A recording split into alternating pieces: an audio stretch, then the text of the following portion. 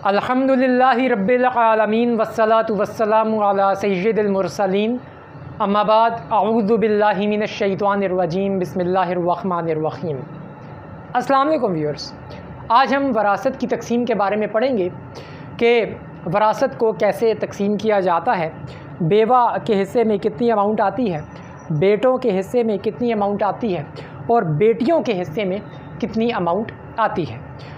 Total amount को कैसे सारों के अंदर तकसीम किया जाता है, इस चीज़ को हम डिस्कस करेंगे। व्यूअर्स, आपके सामने एक क्वेश्चन लिखा गया है, उसको देख लें viewers. Work out the share of each if the inherited property amounting to ₹7,50,000 is left by a deceased who also left a widow, 2 sons and 1 daughter.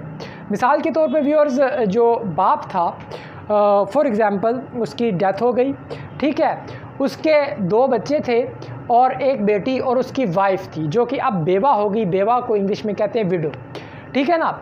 बेवा में और उसके 2 बच्चे हैं, 2 बेटे हैं और एक बेटी है, उनमें उसकी जो प्रॉपर्टी है, उसके जो पैसे हैं, उसको कैसे तकसीम किया जाएगा, किसके हिस्से में कितनी अमाउंट आएगी, उसको आज आपके सामने डिस्कस करते हैं व्यूअर्स।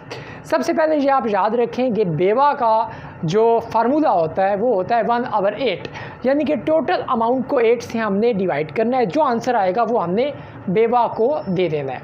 देखें यहाँ पे टोटल अमाउंट कितनी थी, 7,50,000। सबसे पहले हमने लिखा total amount is equal to 7,50,000। अब हम यहाँ निकाल रहे हैं शेयर ऑफ विडो, यानी शेयर का मतलब है हिस्सा, विडो का हिस्सा यानी बेवा का हिस्सा। 1/8 मल्टीप्लाई बाय 7,50,000। अब 7,50,000 को 8 से डिवाइड कर देंगे, जवाब आ गया व्यूअर्स 93,750, यानी कि 93,750 रुपीज़ बेवा को मिलेंगे। ठीक हो गया व्यूअर्स। अब हम देखेंगे कि बाकी कितने पैसे बच गए, ठीक है, इसको माइनस कर देंगे टोटल अमाउंट में से। रिमेनिंग अमाउंट बची व्यूअर्स 7,50,000 में से ये अमाउंट हम माइनस करेंगे, बाकी बच गए ये आपके सामने 6,56,250 रुपीज़, ठीक है। ये अमाउंट अब डिवाइड होगी 2 बेटों और एक बेटी के दरमियान में। अब यहाँ से व्यूअर्स आप एक बात याद रखें कि बेटे का जो हिस्सा होता है वो डबल होता है और बेटी का सिंगल होता है। मिसाल के तौर पे बेटे को अगर 2 लाख रुपए मिलेंगे तो बेटी को 1 लाख रुपया मिलेगा।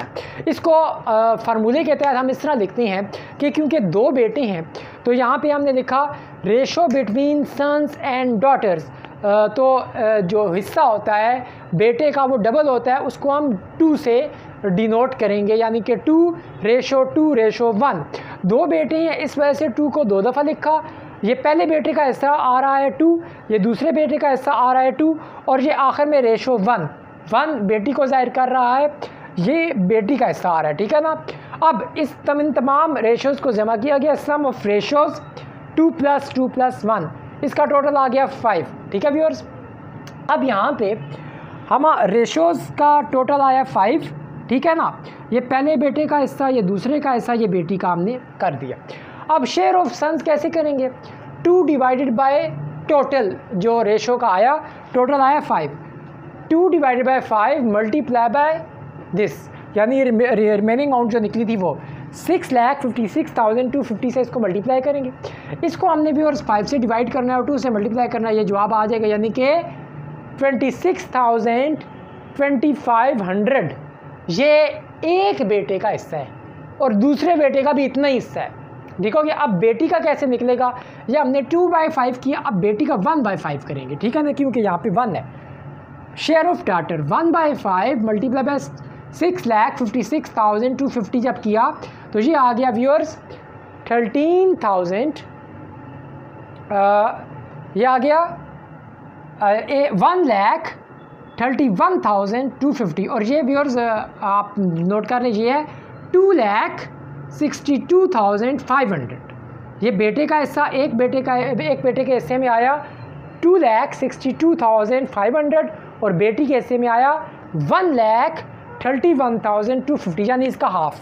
तो आखिर में मैंने ये लिख दिया शेयर ऑफ ईच सन, यानी कि एक बेटे का हिस्सा, दोनों का नहीं, एक का 2,62,500 और एक बेटी का, क्योंकि इसमें बेटी एक ही थी, शेयर ऑफ डॉटर 1,31,250, ठीक है व्यूअर्स।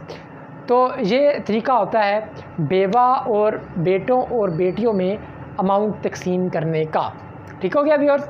एक बार फिर देख लें, टोटल अमाउंट लिखी, शेयर ऑफ विडो 1/8, टोटल को 8 से तकसीम किया तो ये हमारा बेवा का हिस्सा आ गया। इसको जब माइनस किया टोटल में से ये रिमेनिंग अमाउंट बची। ये रिमेनिंग अमाउंट हमने डिवाइड करनी है बेटों और बेटियों में। 2 बेटे थे, इस वजह से 2 2 दफ़ा लिखा। ये पहले बेटे का की जगह 2 लिखा, ये दूसरे बेटे की जगह 2 लिखा, और बेटी एक है, बेटी की जगह 1 लिखा जाता है। ठीक है, अगर 2 बेटियाँ होती तो यहाँ पे मैं 1 1 और लिख देता। ठीक है ना, बेटी की जगह 1 लिखा जाता है, ये 1 लिखा, एक बेटी है। अब इन सम का मतलब है जमा, इन सारों को जमा किया गया तो 5 आया, 2 + 2 + 1 5। अब जब हम शेयर ऑफ सम निकालेंगे तो 2/5 होगा और मल्टीप्लाई बाय रिमेनिंग अमाउंट होगी, ये सारी अमाउंट। ठीक है, इसका जवाब आया 2,62,500। और इसी तरीके से जब बेटी का शेयर निकालेंगे तो 1 से डिवाइड करेंगे, 1/5 मल्टीप्लाई बाय 6,56,250। तो हमारा जो जवाब आया बेटी का ऐसा आया 1,31,250 रुपये। ठीक हो गया अभी। और ये फिर एक दफ़ा आपके सामने लिख लिया है, बेटे के हिस्से में आया 2,62,500 एंड बेटी का हिस्सा आया 1,31,250। जितनी भी अमाउंट हो व्यूअर्स, 1 करोड़ हो जाए, 2 करोड़ हो जाए, जितनी भी अमाउंट हो, यही फार्मूला अप्लाई होगा तो आप इजीली उसको हल कर सकते हैं। Thanks for watching of this video. Next time हम इंशाल्लाह किसी और टॉपिक, किसी और इंशाल्लाह वीडियो के साथ आपके सामने आएंगे। और इंशाल्लाह आपके सामने ये चीज़ भी डिस्कस करूँगा कि मिसाल के तौर पे अगर वालिदैन भी उसमें शामिल हों, विरासत में जो जिसकी डेथ हुई है उसके वालिदैन भी हों, तो उनमें कैसे हिस्सा तकसीम होगा, उनको किस फार्मूले के तहत हिस्सा मिलेगा। तो अभी जो आपके सामने फार्मूला डिस्कस किया है वो ये है कि जो लेफ़्ट है उसके पीछे जो बचा है बेवा, 2 बच्चे, 2 बेटे और 1 बेटी, उनके दरमियान में ये तकसीम किया गया। ठीक है व्यूअर्स, उम्मीद है ये वीडियो आपको समझ आ गई होगी। Thanks for watching of this video. खुदा हाफिज़।